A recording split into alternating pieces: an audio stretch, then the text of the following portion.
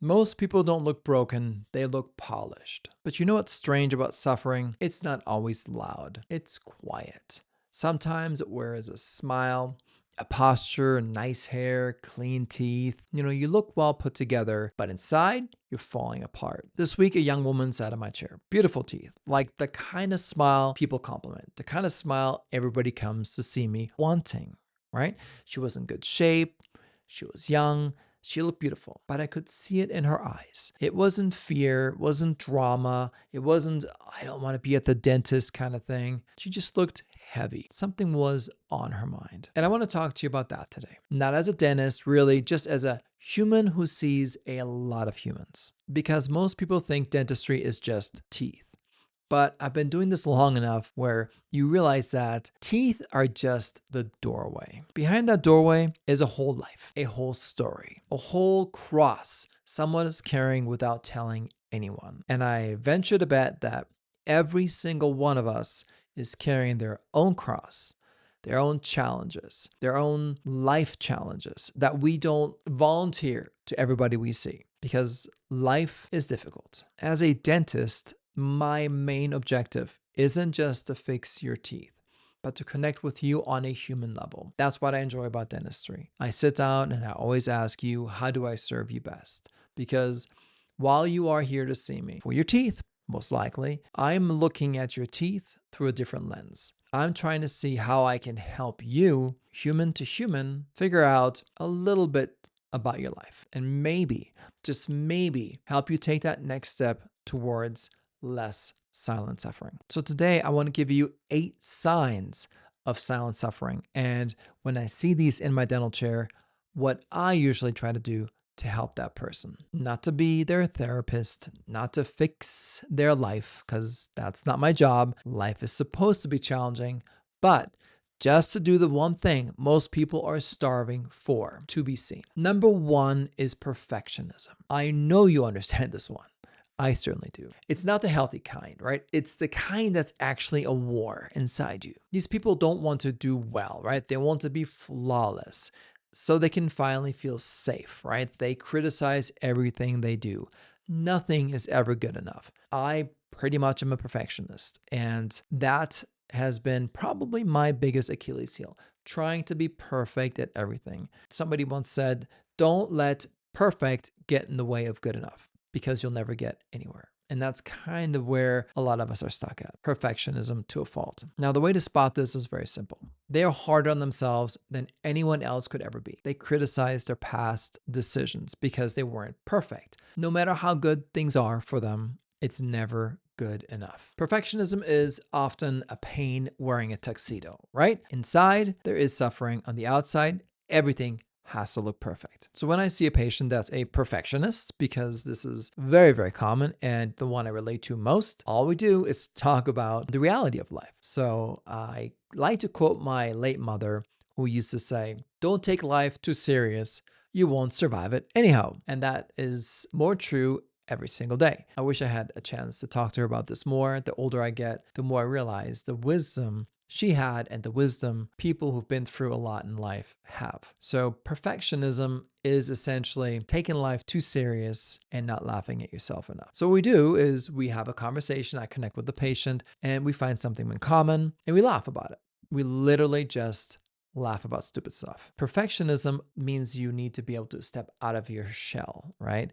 You should be able to laugh at yourself. You should be able to make a mistake and realize you made a stupid mistake. And we all make stupid mistakes. And that's normal. That's learning, right? So if you can learn to laugh at yourself, to not take life too serious, because you're not going to survive it anyhow, that is a great way to start connecting with people. And once you have a connection and they start talking to you, you develop a friendship. I prefer to be friends with my patients than have a doctor-patient relationship because I can connect with them and help them maybe battle some of that internal perfectionism. That's what I do every single day with most of my patients. Now, number 2 is worry. The mind is always scanning the horizon for danger. Everything is wrong. Watching the news, right? The news is really good at making you worry because you wouldn't watch something new if it was wonderful news. It's always new bad stuff, new war, new Epstein files. Knew this, knew that. Anything to make you feel like tomorrow could be your last day, even when nothing is happening. And in reality, This has gone on forever. You can worry about everything, but the reality is you don't have control over nearly anything. So, worry is kind of like anxiety, right? Anxiety is worrying about something in the future of which you have no control. And regret is worrying about something from the past, which you have no control over. So, when you're constantly worrying, you're always stressed. You're always in that fight or flight syndrome, right? You always have high cortisol levels, and that's going to break down who you are. It's going to cause more problems than we even can mention today. But if you're always worrying about what's going to happen in the future, at some point you may be right, but most of the time it's just worry. You have a choice about the situation. When somebody worries about, oh, what's going to happen if I lose all my teeth? That's a worry that I hear a lot. People worried about losing teeth. People talk about losing all their teeth and getting dentures. My father or my grandfather had dentures, fake teeth, and they couldn't eat. It looked terrible. What if this happens to me? I'm having so many cavities. They like to paint the devil on the wall and worry about a lot of things. So when somebody worries a lot, and I'm talking to a patient who's at worry ward, you know what we do? We don't talk about the worry. I find something good to talk about. I look at their mouth and I say, look at these healthy gums. Look at these beautiful teeth. Look at this amazing jawline. Look at your joints. They're perfect. Something that takes them from the worry side to, wow, I actually have pretty good teeth, bones, great dentistry, whatever it is. I'm going to take their mind from worry onto the opposite, which is I'm going to compliment them about something. Look at how amazing your teeth are. They're beautiful. 9 out of 10 patients have way worse teeth than this. If this continues, you're going to have your teeth forever. So I wouldn't be worried about losing your teeth because it's not going to be you. Now, I can't predict the future, but why am I to tell them, yeah, it's a pretty good chance you're going to lose all your teeth? That doesn't serve anybody. It certainly doesn't help the patient. So I would rather tell them there's a pretty good chance that you're going to have your teeth forever, even if there's a small chance that they will lose them all. What's the point of telling somebody you're going to lose all your teeth if there's nothing they can do about it? Give them a positive comment. Make them feel good about what they have. That's going to inspire them to do even a better job to maintain what they have, rather than encouraging or validating their worry, right? Number 3 is they're always fine. Kind of a teenage thing, right? How are you doing? Fine. Is there anything going on in your life? Nah. Did you learn anything today? Nah. Any plans? Maybe. The ones who don't speak a lot, the ones that are fine, are not. Fine can mean a lot of things, right? It can mean, I don't want to burden you. I don't want to fall apart. I'm not sure anyone would want to know what to do with my pain. Fine basically means I'm just exhausted from talking about it or thinking about it. So if somebody is fine, a teenager usually, how you doing? Fine. You got to figure out, is this I'm just sick and tired of being here. I don't want to be at the dentist. I don't really want to talk to you. You're old. That can be a normal fine. That's the fine I'm cool with, right? Like, yeah, I get it. I'm 100 years old and you're young. So that fine, no big deal. But if it's an older person or a person, a soul that you can see in their face, they're not fine, then we go back to trying to connect to that person. And again, I just start talking about things they enjoy. I literally just try to develop a relationship because my job isn't to fix your tooth. My job is to be a shoulder for you, a doctor that listens to you, that serves you best. That could be with teeth, that could be with just listening to you, that could be with trying to help you make a decision that you've been struggling with, right? So when somebody is just fine, I spend more time listening to them and developing a relationship until we go from fine to, yeah, my mom died or something, or I just broke up with a relationship, or my brother has cancer. It doesn't matter. They're not fine, but you're not going to get the story to be able to listen to them unless you develop a relationship. And a side note on that, I'm not here to fix you, and you probably aren't here to fix everybody as well. But lending an ear and listening without necessarily giving an opinion is key. Number 4 would be people pleasing. They apologize when they didn't do anything wrong. They manage everyone else's comfort. They are the sounding board. They're the punching board. They're just used to being the safe side for everybody else. You know these people. They're overly nice. And they are nice. They really are. They're super kind. But it's kind of a survival strategy, right? If I look in their mouth, they'll apologize for, oh, I just ate. Or I'm sorry if my teeth aren't clean enough. I'm doing a better job brushing now. Or I'm sorry if I had bad breath. I've been working on it for a while. Or any excuse you can come up with, they will be sorry for everything. Sorry for me having to look at such a terrible mouth. I hear that one all the time. It's a difficult one. Those people, they're so scared of criticism, so scared of not fitting in that they apologize ahead of time. Often with these people, when we develop a relationship, because that's always step one, is connect with them on a human level. When you develop a human connection, a relationship, and they allow their guard to come down, they're the ones that often cry first. They're the ones that struggle with letting their emotions come out. And then they apologize for that, of course. And it's not easy to handle those situations because you don't want to fix it. Saying it's okay, you don't have to be sorry, is not necessarily going to make a difference. But what I try to do is listen to them, validate their concern, and then, as I usually do, because that's kind of how I communicate, is develop something into a story. I tell a story about something, about an experience similar to theirs, or a joke that we can laugh at together. Humor is honestly the cure for everything. Humor is the cure for everything. If we can get to the point we're no longer sorry for talking to each other, I can make them laugh at me or at themselves, we've broken through a barrier. That's my goal. So number 5 would be something like they carry it all alone. They're the responsible one, right? The only person people can count on. These are the strongest people, the ones that rarely ask for help. They are the men that are working hard. I would like to say warriors, the Viking warriors that don't show any weakness or fear. Those are the ones that have almost the hardest pains. These are the country songs, the strong, the real men, not the ones you see now that are just absolutely crazy and psychotic, but the real men, the strong men that of the past mostly, but the ones that tell the sad stories about the broken hearts that they never shared, right? And you can't really connect with them on the same way because they are warrior hearts. And it is a trait of real men, in my opinion, to be an internal warrior for life, for your family, for yourself, for humanity. These warrior men and women can be warriors as well, especially moms. They're the strongest warriors of all. They hide their emotion because it is often too painful to express. And I see a lot of warriors. So when I meet a warrior, I'm not about to try to validate their feelings. That's not how it works. I'm a warrior in that sense. I don't want to necessarily spill my feelings out in front of everybody. That's not how we act. But what I will do is try to figure out what they're doing that matters most to them. And I try to validate that for them. If it's being a dad, if it's being a mom, if it's having fought a war, if it's fighting for a cause, I try to support their belief system, and not just fakely, but genuinely, because they're doing it out of the goodness of their heart. And that just breaks the ice, but it also validates to them that they're doing the right thing, and it makes them feel better. Now, number 6 is a little different, but it's when the body starts telling the truth. Mainly the mouth, of course, because I'm a dentist. I don't really notice too much when I first meet them, but then I notice the clenching, the grinding. We talk about headaches, neck pain, tension, jaw pain, and it's almost like a snowball.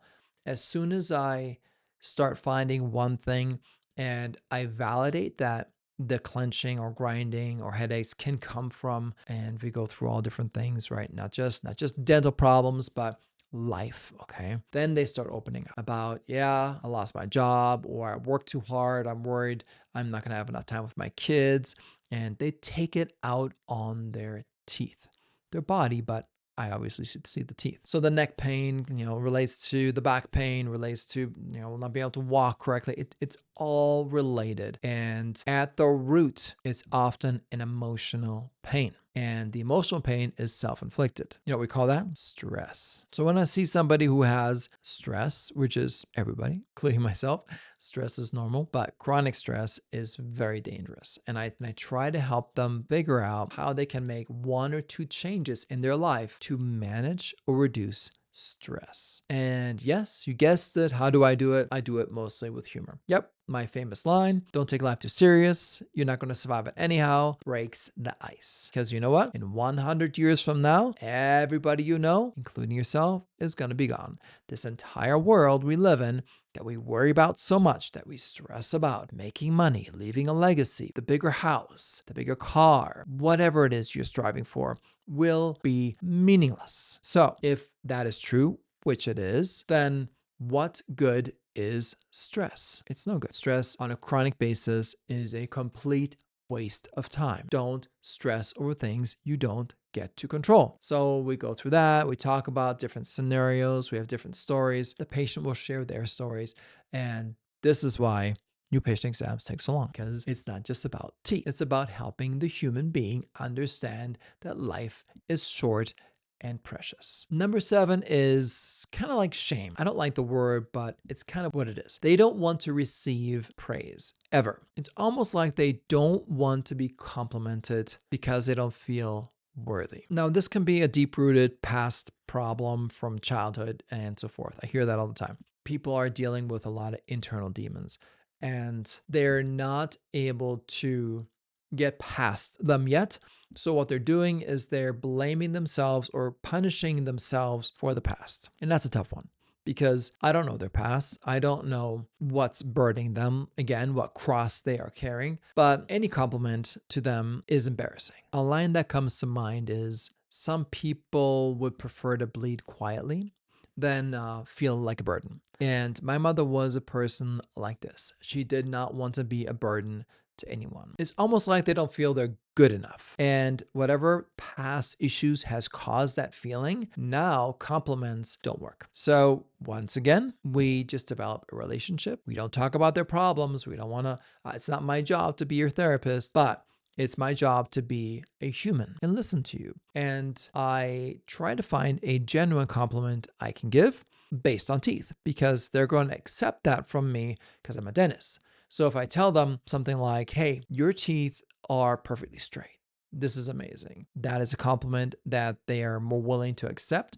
And small compliments that they can accept from me as a dentist regarding their mouth helps them become more accepting of compliments. And so I'm doing a little part to try to help them get over that hurdle. So number 8 is the smile doesn't reach the eyes kind of thing, right? They can be funny, social, successful, but their eyes look tired. You know there's something wrong. And this was that young lady I was talking to you about, right? The one that I saw earlier. It wasn't a dental issue. She had beautiful teeth, beautiful smile, but she was worried about her teeth because it's what she had control over. What she didn't have control over was all the crap going on in her life, all the things she wanted to control, the perfectionism, all the worry she had that she wasn't able to resolve, all the blame she was carrying of the things she did or didn't do in the past that resulted in where she's at now. And I don't even know all of those. So at this point, you kind of know what I'm going to say, right? You slow down, you listen to the patient. I try to connect with her. I don't sit above her. I don't look down at her like I'm a doctor. I sit eye to eye. I listen to what she has to say, and I try to answer with compassion. I just listen. And then we go into the sides of the stories I talked about, right? The humor, the little B-roll side things that I bring up, like the jokes and the you don't survive it anyhow. I try to make their day easier. And when you can make somebody smile or laugh or open up, you've succeeded at something way beyond fixing a tooth. And I'm not a therapist. I don't even know what therapists say. I haven't really ever been to a therapist. I wouldn't even know how to be a therapist. I just know how to be a human being. And I know what I would like to have as a human being. And I try to give that to my patients. And it seems to work, because a lot of patients break down in a good way, connect with me, and allow me to help them through their day. We give a lot of hugs. There's a lot of smiles. There's a lot of thank yous, and very few of those are related to dentistry. It's more about just being a good human being, not just a good dentist. So if you're a dentist watching this, or a doctor, or just a human being, for that matter, look for these 8 things, okay? And realize that each one of us, all of us, is carrying more than we can carry. It's just a fact of life. I don't care if you're rich or poor, young or old, you're carrying more than you can carry. And we need to realize that and accept the fact that this world that we live in, especially the United States, makes it very difficult to be at peace. And I'm not talking the kind of peace people are mostly thinking about. I'm talking about being able to just sit down and relax, not watching news that's always going to be negative and threatening, not worrying about the cost of food, the cost of healthcare, the toxicity in food, the toxicity in the air, the fighting between different belief systems. Life is hard, okay? And if we can understand that each one of us, all of us have major challenges in life, probably similar challenges, and we can have human to human conversations, listening to each other, not necessarily trying to fix each other, because that's not really the point, then we're going to be a better human being, a better dentist, a better doctor, friend, a better husband, a better wife. And that is what I want you to take away from this. Focus on being a better human to everybody around you.